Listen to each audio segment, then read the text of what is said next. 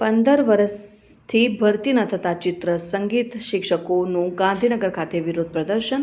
સત્વરે ભરતી પ્રક્રિયા નહીં કરવામાં આવે તો મારું નામ પરમાર લાલજીભાઈ, હું બનાસકાંઠાથી આવું છું.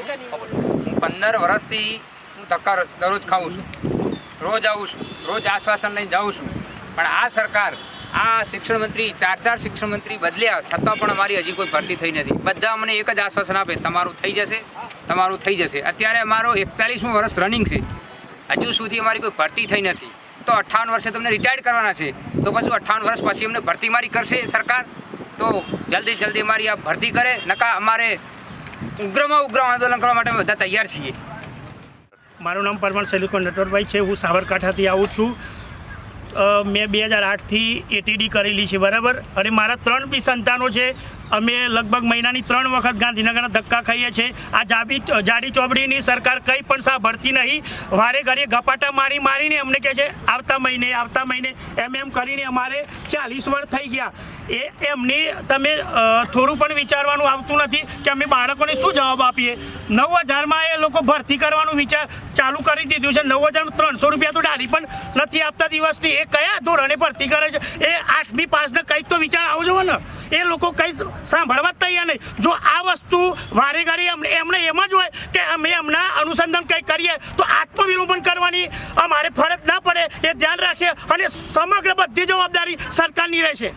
મિત્રો, મારું નામ છે રાહુલ મકવાણા અને સંગીત અને ચિત્ર અને વ્યાયામ આ 3 વિષયો માટે મારે 2 શબ્દો કહેવા છે કે સાહેબ 15 વર્ષથી અમારા સંગીત શિક્ષકોની ભરતી નથી થઈ. તમે વિચાર કરો કે કોઈના મા બાપ, કોઈના માતા પિતા પેટે પાટા બાંધી અને પોતાના બાળકને ભણાવે છે, ધોરણ 12 પછી એન્જિનિયરિંગ કરાવે છે, MBBS કરાવે છે, અને કદાચ એની રિક્વાયરમેન્ટ ન આવે તો એની હાલત શું થાય?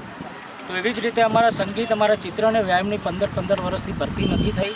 અમે સરકારશ્રીને, સરકારમાં શિક્ષણ મંત્રી શ્રી રીબાબા જાડેજા અને પ્રદ્યુમ્ન વાજા સાહેબને અમે નમ્ર વિનંતી, હજી પણ નમ્ર અપીલ કરીએ છીએ. કારણ કે અમે એ જ સરકારને વોટ આપીએ છીએ અને એ સરકાર કહે કે તમે થાળીઓ વગાડો, અમે થાળીઓ વગાડીએ છીએ. એ સરકાર કહે તમે આ કામ કરો તો આ કામ અમે કરીએ છીએ.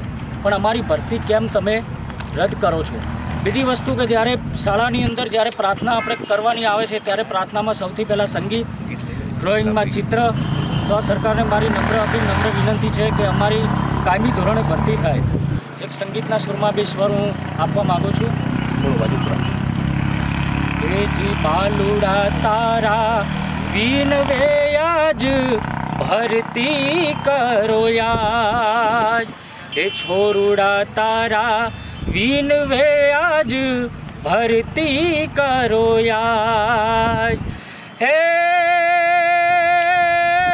શાળાઓમાં બાળકો જુએ, હેજી શાળાઓમાં બાળકો જુએ સંગીત ચિત્રની વાટ. સરકાર તમે ભરતી કરો, શિક્ષકોને ન્યાય રે આપો. સરકાર તમે ભરતી કરો, શિક્ષકોને ન્યાય રે આપો. અસ્તુ, જય હિન્દ.